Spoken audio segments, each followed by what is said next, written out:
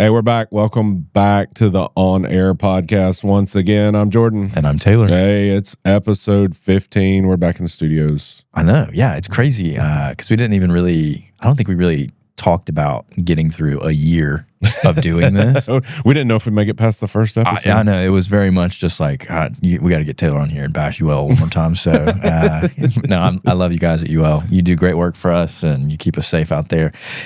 It's a little slow sometimes, but it's great to work with you. I'm still waiting on a quote. Aren't we all? No, I'm just kidding. But yeah, no, it is really crazy that, we were like, hey, we should think about doing this. Everybody else does podcasts, so why not us? Everybody gets a podcast, right? And so here we are working on episode 15 months into doing this. It's been really cool. We talked to a lot of great people with a wide knowledge base and many things to draw from, and cool people too. Yeah, it's gone farther than I thought it would. Yeah. And we've talked to more people, and it seems like the more we talk, the more people there are to talk to about this thing. I'm excited about some of the ones that we have lined up. Yep. That are coming in the next couple of months. Can't give too much away. Stay tuned for more. But it is really exciting. Glad that we're able to do this and get this content out there so that more people are aware of kind of the dangers of fugitive dust, which we'll hit on a little bit today. Yeah. And then also just kind of what's going on in our industry. Speaking of fugitive combustible dust, it is dust season here in North Carolina. Yeah, I'd say so. Good grief. My voice is just shot because of the pollen in the air. It is everywhere. It's crazy because sometimes I walk out to my car and it looks like I'm in one of our customers' facilities. It's like, which of you turned off the dust collector and why is there so much dust on my car? I was driving with my kids last weekend from eastern North Carolina, and as we were driving along, you could see it swirling in the air coming out of the trees. I was like, oh no, we're stuck in a pollinado. But it was ridiculous. So, yeah. We're making it. We're maybe out of the false spring of North Carolina where we do this like up and down dance with like, is it really spring? No, we're not. It's 85 today, and tomorrow's 57. Come on. Yeah. That's Fahrenheit for all you folks up north. That's Fahrenheit. We don't play with Celsius here. No. It is really confusing because like 85 is not spring for us either. That's early almost, summer. Yeah. And we're just getting to March. North Carolina is a confusing place to live. It's a great place to live. It's bipolar. But sometimes you do have to do a little bit of a double take when you look at the weather forecast. Yeah. So what's been going on? Well, a few things for us. We got a cool award. Oh, that's right. We did. Hey, where's that award? Thank you, Betsy. Speaking of Betsy and Kevin and Rob Alexander was involved in this.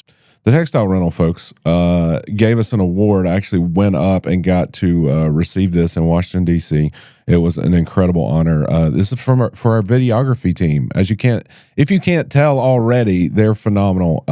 But we did a video at an Alsco facility in Lanham, Maryland, about their installation of Sonic Air fans. It was just a phenomenal story. So thank you, Alsco, for trusting us with telling your story. Thank you for trusting us with your facility. But yeah, the video turned out great. You should go watch it. Go check it out. We'll put a link to it somewhere where you can find it. Maybe up there, maybe down there. I don't know. But we'll put a link. Go check it out. And that was great. And here's one of the funny things. The facility we were at there in Washington, D.C., phenomenal hotel downtown, and we're having this dinner, and they actually got up and announced that the tablecloths and linens were produced or cared for at the Alsco Lanham facility. Oh, wow. And provided by them. That's a neat little full circle opportunity. Yeah, and then they showed a few minutes of the video as part of the award process. You're like, there's your tablecloth right That's there. That's right. That could be the very one. So, that was great. That's awesome. It was fun to do that. That is cool. Also, shout out to you guys again behind the camera. You can't see them right now. Betsy's right there. Kevin's right there. You guys did a great job getting all that together. Yes, so, as always. And then we also just wrapped up Jeep's season. Oh, yeah.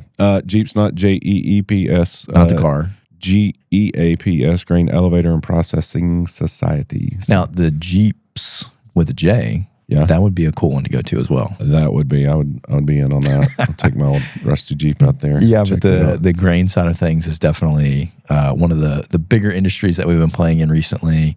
They have a ton of cool equipment, and it's just fun to walk around and see things there. I love that show. It's in Kansas City, Missouri. If you are in the grain industry, go check it out next year.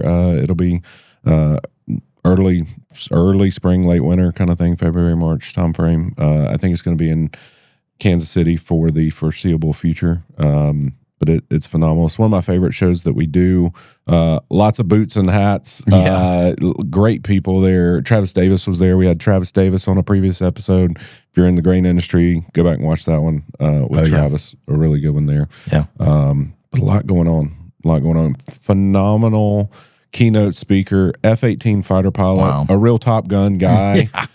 He said he does not play volleyball in jeans as much as you might think. Doesn't ride a motorcycle. But yeah, one of the things he said, as he showed us video from his cockpit of doing carrier takeoff and landings out in the ocean, it was just unbelievable to hear him firsthand talk about those things. But he said, you want to be shot up, not shot down. And I thought, wow, what a perspective. And he had been shot up. And, oh, my goodness. So that's where you want to be. You got to go into the danger zone sometime. I was about to say. On the highway. Oh, the highway goodness. to the danger zone. I was going to say, he's in the danger zone. Yes. He took the highway to it. Yeah, just one of the best keynote speakers I've heard in a long time. That's really cool. Jeeps does a phenomenal job putting on a great event and a great expo. So. Yeah, the couple times that I've been, one of the cooler things is always seeing them do the silo escapes. Yes. Just because, I mean, that's a danger in that industry, which is really foreign to us because we just don't see a ton of those things outside of, I mean, doing site visits and whatnot. But what a terrifying position to be. I mean, it's literally quicksand. Yeah. Like the bin rescue stuff. Yeah. And you're 100 feet in the air in some of these places. Yeah. And I mean, it's wild to see that. Was there anything like new and exciting? I know this industry doesn't move very fast. Yeah. I mean, we're new. Yeah. We're kind of the new thing that we're trying to get in there. But anything new and exciting going on in the grain world at Jeeps? I happened to be sitting at the lunch table beside a guy. I started talking to him, and one of the things he talked about, he and his company do is, we talked to Travis. We talked about turning the grain to keep it cool and keep the temperature down. You keep the temperature down to keep the decay down. And one of the things this guy's company does is they purge these silos with nitrogen. Okay. And so the nitrogen keeps the temperature down. Yeah. It also kills any bugs or pests or things like that. It's also, kind of a naturally occurring thing in our atmosphere. Right. And so it is a pesticide-free way of doing that. Interesting. I don't know. I don't know if it works. It's outside of my wheelhouse, but it sounded intriguing to me. So it's kind of cool. That's awesome. Hearing about that. Yeah. That's cool. It is. It's cool walking around and, getting to see the different tech and then the huge, giant, earth moving equipment that they've got in there, as well as the grain collectors and whatnot. Yeah, the railroad car movers and things like that. And occasionally they'll hit the air horn during the show. Yeah. Or when we have to stay and clean up the booth, you get to watch them drive out or whatever. And I mean, the tire's twice as tall as we are. Yeah. It's cool stuff. It is. It's great. So yeah, overall great show for us. Oh, one of the cool things.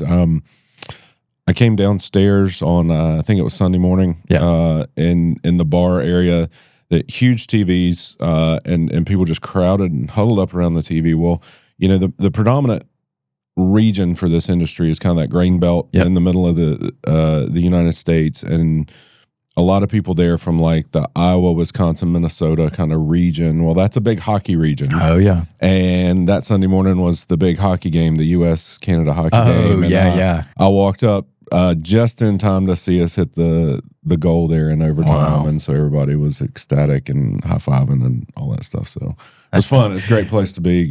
Great to be in that environment to mark that point in history. I know, cool. I mean, what better group of people to be around than those? I mean, we live in North Carolina. We have a good hockey team. Yeah. The Canes are good. Yeah. But it's not we've got the blue blood rivalry and kind of all of college football and basketball, and we don't make it to a lot of hockey, but We got the Thunderbirds in town. Hey, let's go. It's like more of it's MMA on ice there more than anything. That's a great way. Which is a good reason to go. It's very, very entertaining. Yeah. But yeah, people that truly appreciate the sport of hockey and understand it, and a lot of them have played it. Oh yeah. So it was fun to be around there for that.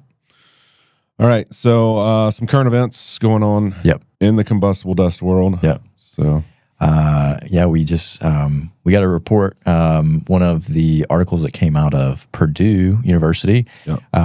They do kind of an annual report, if you will, looking back at the year in grain explosions. Unfortunately, and one of the interesting things was that I think the number of total explosions was down, but it's down over the 10-year average.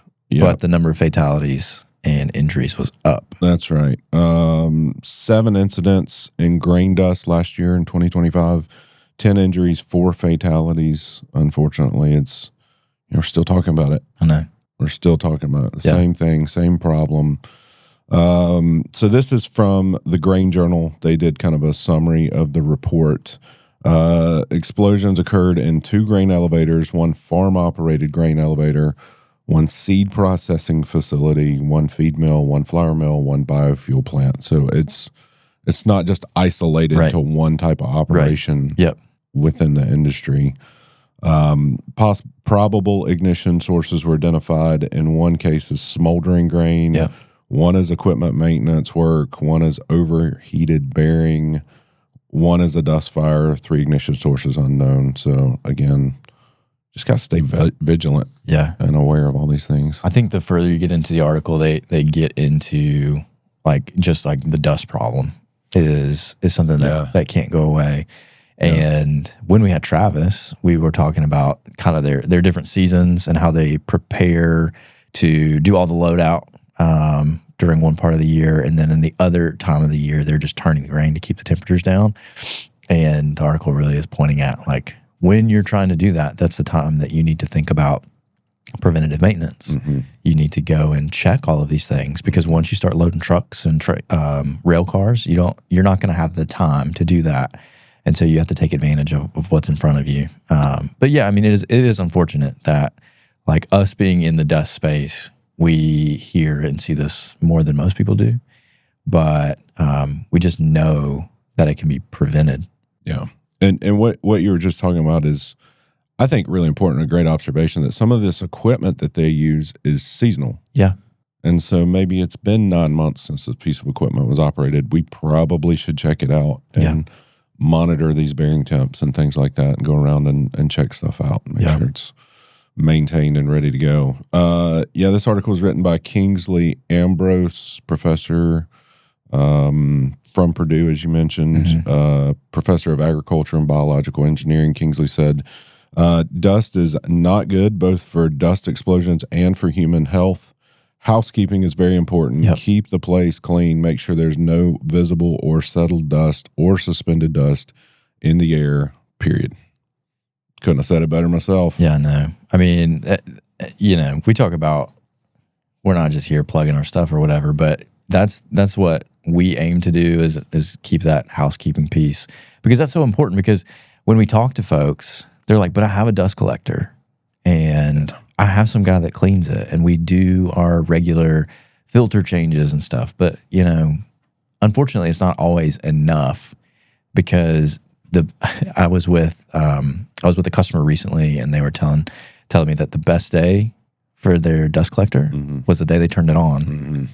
Since then, it's downhill. I mean, it's just endless upkeep. You have to continue to be vigilant in keeping those filters clean, and your change out processes. And if you change the workflow of your facility, your entire system might have to change as far as input air, motor sizing, vent sizing, duct work, all of that. I mean, it's a ever alive math problem, basically. It is. It's dynamic. It never stays static, and it's never the same. Yeah. And you're right. That's an excellent observation. Once you put that system in place, it's great day one, but from there, it's a maintenance opportunity going forward. Yeah, this so Feed and Grain also kind of did a summary synopsis of this same report. Said the deadliest incident occurred July 29th at Horizon Biofuels in Fremont, Nebraska. They say killing 3 workers, but of course I think we know that it was an employee and his 2 daughters, which is absolutely tragic and heartbreaking that had to happen.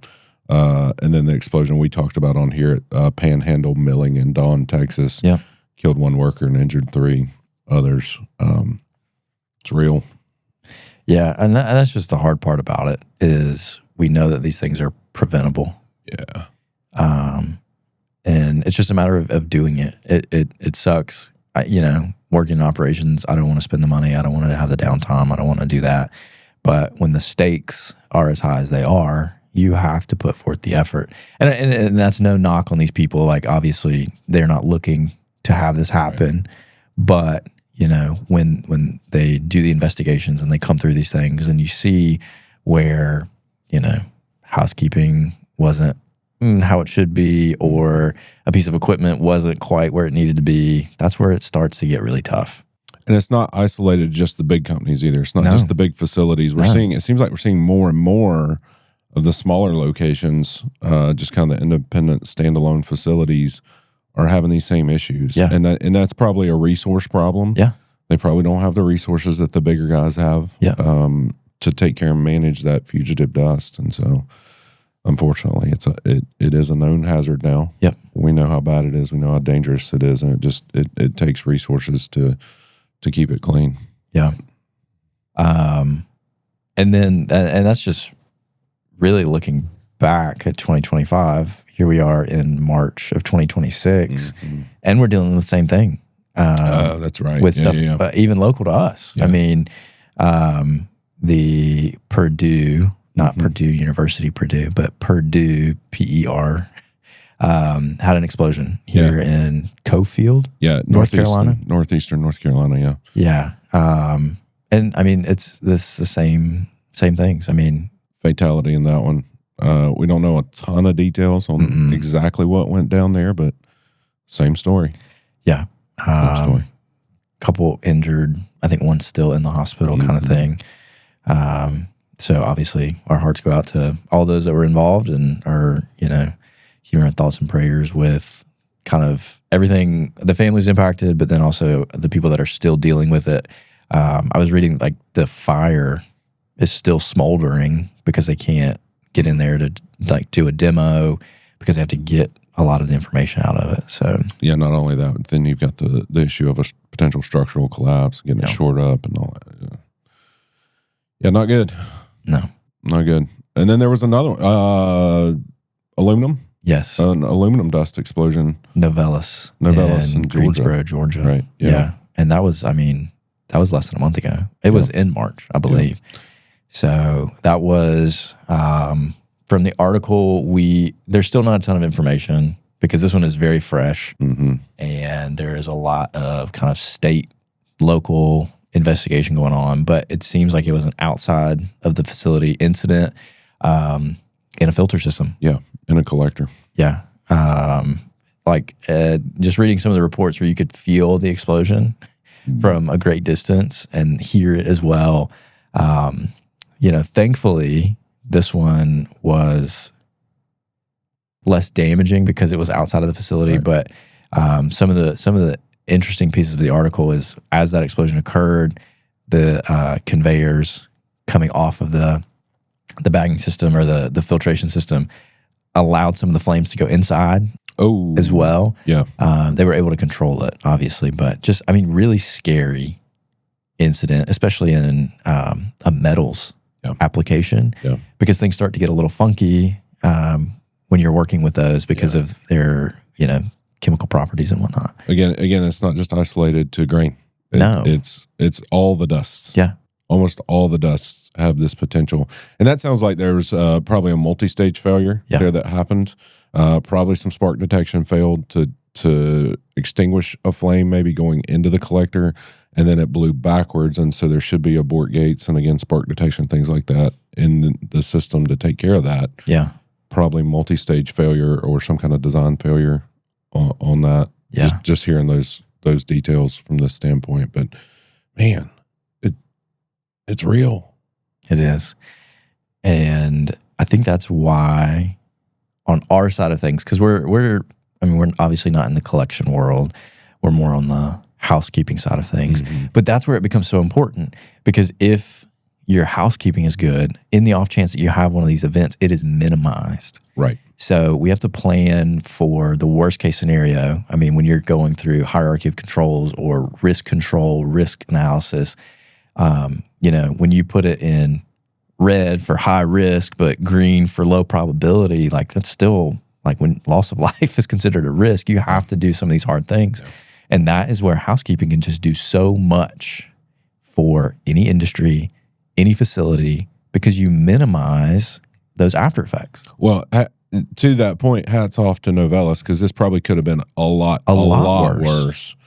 Be interested to find out what all types of controls they're using to take care of housekeeping, things like that. Yeah. Hopefully that'll come out. We'll get more details on how they've been able to manage that, because if they did have a large fugitive dust problem inside the facility, it would have been really bad. They would have had the secondary event that could have cost life and facility as well. Yeah, it is. It's an unfortunate reality, but I mean, a lot of the people that we've been talking to have been really encouraging. Mm-hmm. That, you think about like Tommy Kokenauer with the Cintas and how they go about keeping things clean and managing their dust issues. And then some of our, on the DHA side of things, like I think about Diane and the work that they do to go in and tell people what their risks are. And like, this is how we can work through these issues. It's not just like, oh, I have a dust problem, let's keep producing. Mm-hmm. It's like, no, there are clear things that can be done, either from a manual side of things all the way to an automated solution where we can control the controllables. That's it. All right. Well, that's what's going on in the world of current events. But hey, before we get out of here, speaking of Tommy Kokenauer, that man is still changing the world. He's outside of his role at Cintas now, but he is working with an orphanage in Nigeria. Wow. And he reached out to us and said, I need to get linens in this area for this orphanage. Oh my goodness. Do you know anybody that can help supply that? And so I was like, I don't know anybody in Nigeria that I can call. But he did say he had a resource. He said, if we can get it shipped, I can get it stateside, but just shipping's expensive. So we've been able to partner with Tommy and say, Tommy, you get the linens. And so Superior Linen out of Tulsa, Oklahoma donated the linens, and we're working with Tommy to, we've got some connections with our freight forwarder, and we're going to partner with Tommy and see if we can't get those linens over to the kids in Nigeria and help them out. So that's awesome. If you didn't see the Tommy Kokenauer episode, go back and watch that. What amazing individual, amazing human, and grateful for the work Tommy's doing. So. Yeah, that's great. That's really cool to hear. All right. Thanks for watching another episode of the On Air podcast. If you enjoyed it, send it to somebody who you think might be interested in it or not. They need to watch it somebody. too. They need to watch it. So thanks for joining us. We'll see you next time. See ya.